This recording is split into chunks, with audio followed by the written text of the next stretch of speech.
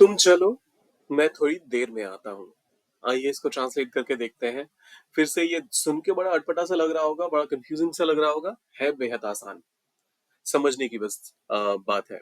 तुम चलो, आप इसके लिए इस्तेमाल करेंगे यू गो, क्योंकि बेशक यहाँ पर चलने की बात हो रही है, लेकिन कहने का मतलब तो यही है कि तुम जाओ और मैं थोड़ी देर में आता हूँ। तो यू गो, और यहाँ पर इसके बाद कॉमा लगा हुआ है, लेकिन क्या हम कॉमा का इस्तेमाल करेंगे, हम थोड़ी देर बाद इसको समझेंगे। मैं थोड़ी देर में आता हूँ, मतलब मैं अभी नहीं आ रहा हूँ, मैं थोड़ी देर बाद आऊंगा।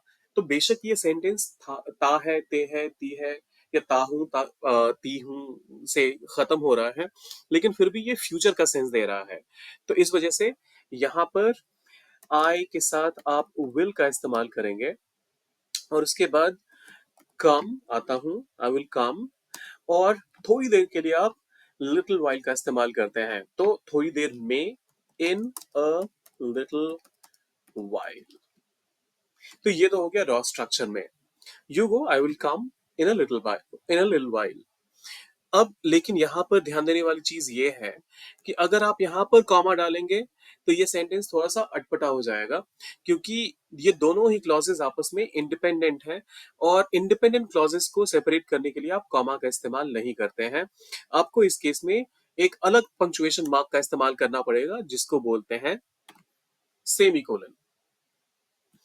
तो यू गो ये अपने आप में एक कंप्लीट थॉट है। I will come in a little while, मैं थोड़ी देर में आऊंगा, ये भी अपने आप में कंप्लीट थॉट है। तो जब कभी भी आपको ऐसा कोई थॉट, ऐसा कोई सेंटेंस मिले जिसमें दो अलग अलग थॉट्स हो, लेकिन दोनों ही एक मीनिंगफुल सेंस दे रहे हो, तो ऐसे में आप कॉमा का इस्तेमाल ना करके सेमीकोलन का इस्तेमाल करिए, सेंटेंस आपका सही होगा। एक बार फिर से, you go, I will come in a little while.